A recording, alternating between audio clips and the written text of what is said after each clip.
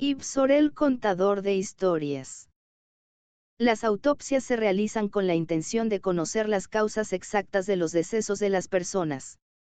Los procesos son muy invasivos para el cuerpo humano, pues se realizan cortes profundos en la caja torácica y extracciones de órganos para analizar sus condiciones después del deceso.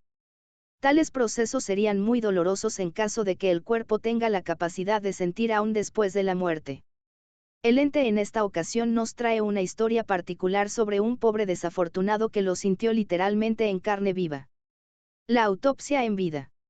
Arturo Alarcón vivía una vida sin arrepentimientos, tomaba lo que quería y hacía lo que le dictaran sus instintos, pero siempre actuaba con astucia cuando de sacar la mejor parte de la situación se trataba. Era un tipo inteligente, vanidoso y ególatra, además de que sabía ganarse a la gente para usarla en su beneficio, y en muchos casos las personas se daban cuenta muy tarde de la verdadera naturaleza de semejante individuo.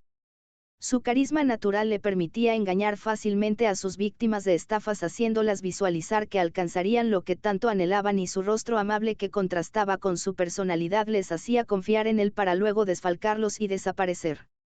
Un día especialmente brillante como para conocer nuevas víctimas, Arturo fue a visitar a una anciana con mucho dinero y a la cual le había prometido el invertir su dinero en acciones que le harían duplicarlo. La dulce anciana tenía pensado el usar el dinero para dejarles herencia a sus 6 nietos, y el escuchar sobre la posibilidad de tener una gran cantidad de dinero en tan poco tiempo le hizo entusiasmarse y perder un poco la desconfianza que la caracterizaba. El embaucador sabía que tenía que actuar rápido y ya había usado sus estrategias más efectivas ya perfeccionadas y ya le había hecho firmar varios documentos. Solo restaban algunas firmas y transacciones para quitarle una gran cantidad de dinero para poder escapar por varios años, por lo que estaba a punto de llegar a la cita a la que habían acordado.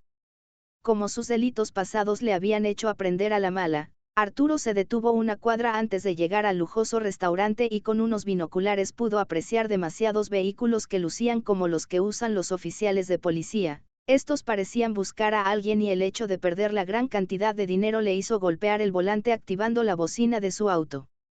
Los agentes de policía dirigieron su atención hacia el origen del ruido e identificaron al conductor gracias a los informes de la anciana asesorada por su misma familia. Arturo arrancó su auto y ante ello vio cómo varios vehículos prosiguieron a su persecución. El consumado estafador era también un hábil conductor que presumía sus dotes al volante cada que podía en carreras clandestinas. Su destreza era evidente y poco a poco estaba dejando atrás a las autoridades, provocándole una euforia al sentirse libre sumado a la velocidad que había alcanzado, y ya que estaba por ingresar a una zona donde tenía un apartamento, un hombre que intentaba atravesar la calle fue alcanzado por el auto a gran velocidad y por consecuencia el impacto provocó que el parabrisas se impregnara de una gran mancha roja con una extraña forma de estrella de 5 puntas. Ante la incapacidad de ver el camino delante de él, Arturo perdió el control de su auto y se estrelló contra un sólido árbol que deshizo el frente de su auto, y ni el cinturón de seguridad ni la bolsa de aire que se diseñaron para la protección del conductor salvaron a Arturo de una fuerte desaceleración tan potente que le hicieron perder el sentido. Arturo despertó cuando una camilla lo transportaba en una ambulancia sin saber cuánto tiempo estuvo inconsciente ni si las autoridades estaban cerca.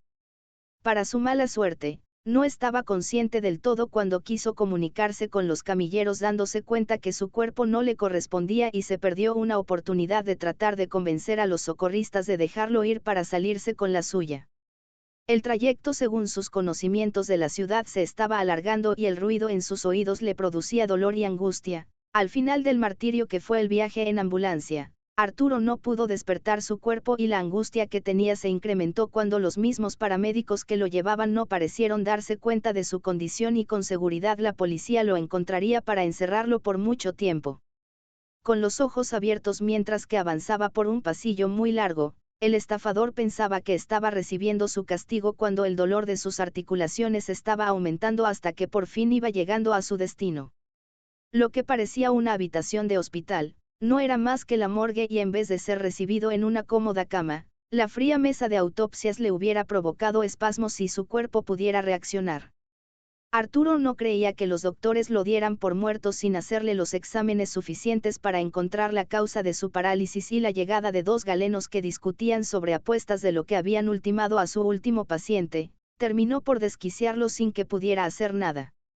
La hoja afilada de un escalpelo brilló ante la luz de los reflectores y se acercó al pecho de Arturo y se deslizó por este abriéndole un surco rojo que le causó tanto dolor que deseó el poder desmayarse con su sistema nervioso colapsado. Las risas de los galenos se escucharon en toda la sala y se jactaban de sus cortes perfectos mientras Arturo sufría dentro de su cuerpo inmóvil.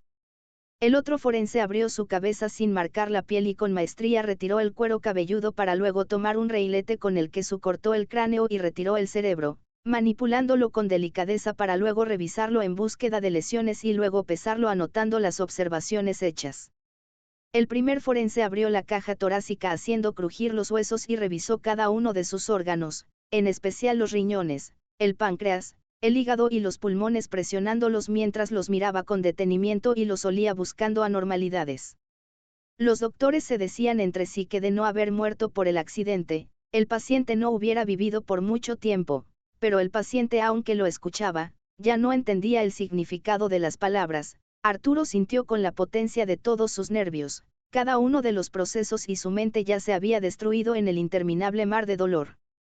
Ya no recordaba quién era ni que estaba pagando con creces sus actos y ya no razonaba sobre el por qué no había muerto o si de eso se trataba el morir, una agonía eterna hasta que se desintegra el cuerpo por completo. Su mente corrompida y devastada ya era solo una central nerviosa en donde desembocaba todo el dolor que podía sufrir. Arturo ya no era una persona porque el dolor había borrado sus recuerdos y era todo lo que su cuerpo podía manifestar. Todavía el cuerpo de Arturo sentía el ardor de los cortes en la piel y los huesos además de la manipulación de los órganos cuando los forenses se encontraban cerrando mediante costuras las heridas abiertas y sus ojos por fin pudieron ver el rostro de los galenos que se habían despojado de las mascarillas que cubrían sus rostros. Una vez más sus recuerdos regresaron y pudo volver a sentir el miedo que le provocaron los que creía forenses, cuando mostraron sus verdaderas caras de demonios enrojecidos con caras casi esqueléticas que lo miraban sabiendo todo el dolor que le causaban y que seguirían causándole al abrir un horno el cual prendieron creando flamas rojas que se esparcían furiosas y salían de la cámara como si esperaban algo que incinerar. Arturo fue dirigido por los demonios en el interior del horno y las primeras flamas que entraron en contacto con su piel activaron de alguna forma su capacidad motora o fue el poder de los demonios que querían ver convulsionando el cuerpo del que en vida fuera un cruel estafador. Una vez dentro del horno, las flamas abrazaron todo el cuerpo y este se sacudió y en ese momento Arturo recobró las capacidades vocales y un grito interminable se escuchó por varias horas desde que las flamas se comieron su piel y su carne incluso cuando el esqueleto ardiente se retorcía de dolor hasta que finalmente solo quedaron cenizas en el horno en aquella morgue infernal. Eso es todo por el momento, oyentes del testigo que ha recopilado estas historias en sus andares por las dimensiones y las eras, el infierno y el purgatorio. Recuerden que más historias espeluznantes llegarán por este medio.